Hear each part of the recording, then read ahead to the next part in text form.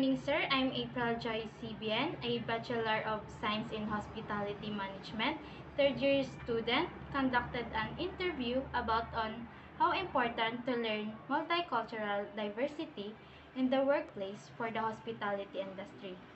Before we proceed to my question, sir, would you mind to share some brief information about yourself po? Ako nga si Julito Gitanto, Rinaldo. 3 years nandito ako sa Santa Cruz de Tenerife, Spain. Dito ako nag-stay, nagtatrabaho. Ang trabaho ko ay sa kusina. Hindi naman kusinero o as kusinero. The first question, sir, is what are the highlights in working in multicultural diverse environment? Sa trabaho ay yung una, mahirap. Siyempre, hindi ito kung kapagsalita ng Spanish. Pero ngayon, okay na. At naka-recover mo sa taon namin. Nakuha mo na yung mga culture nila. Ayun, natuto ka na ng salita. At makisama. Next question po, sir, is can you name a specific incident and share how it was resolved? Except accident po sa work nyo po, incident na Unang accident, so yung first time kong trabaho, hindi ko marunong hindi ko alam kung ano yung may nag-ito sa nagkamali ka, ganyan. Pero okay naman sila. Tuturuan ka nila kung paano yun. ay po, sir. Gagawin.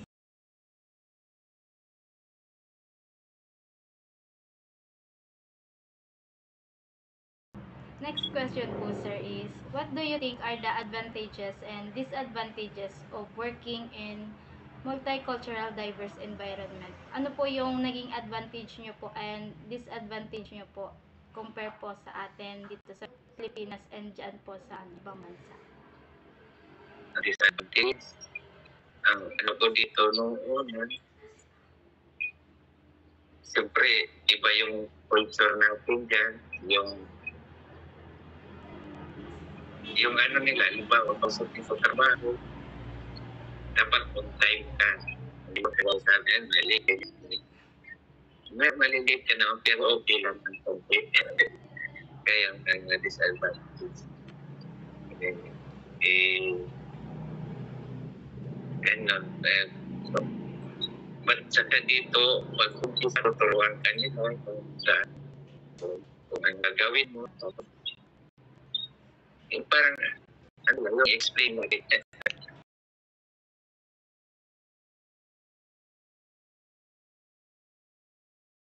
Next question, sir, is what are the nationalities of your co-workers or your boss po? Nationality mo, karamihan Spanish. May iba rin mga bansa, Venezuela, Italiano, marami sila. Kaya yung boss ko dito, yung Spanish, Espanyol. Wala ka pong ka-same nationalities po. Pa? Wala ka pong ka-same nationalities. Mayroon dalawa kami magkasama Pilipino dito. Can you give some example of difference between Philippine culture and in that culture of your workplace po?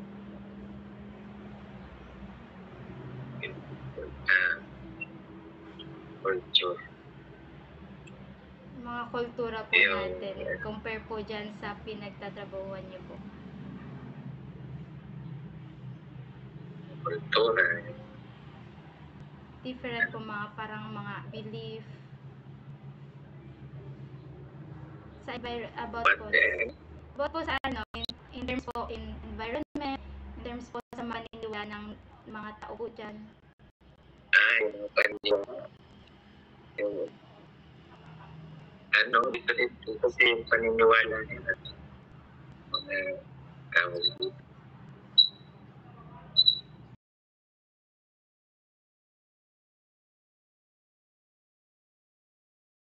Next question po is, can you cite some unforgettable or extraordinary experience related to culture shock during your first few months in that country?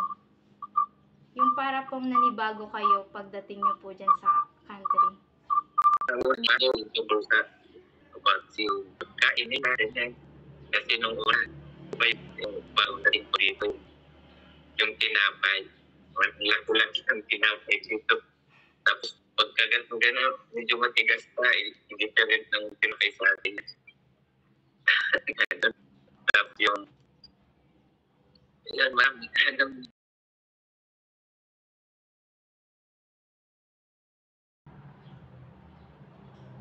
Next question, sir.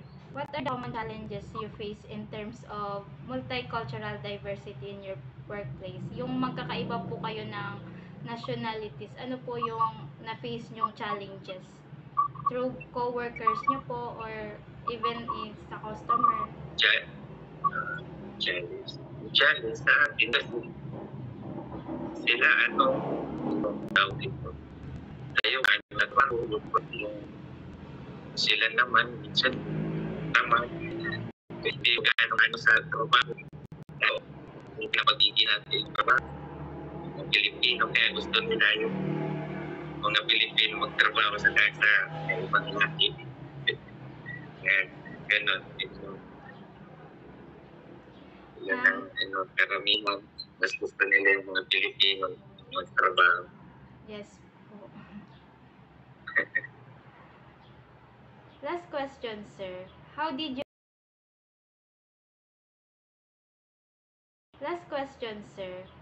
you overcome these challenges? Paano nyo po na lampasan yung challenge na yun nga po magkakaiba yung culture ng mga kasama nyo po sa work?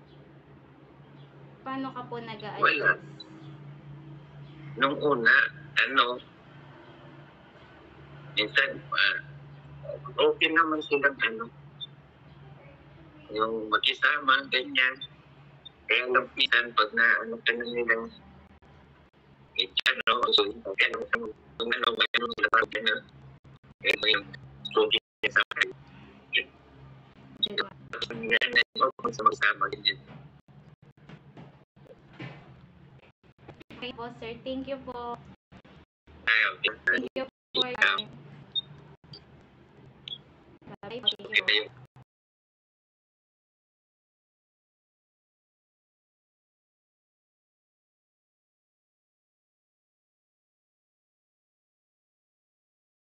po.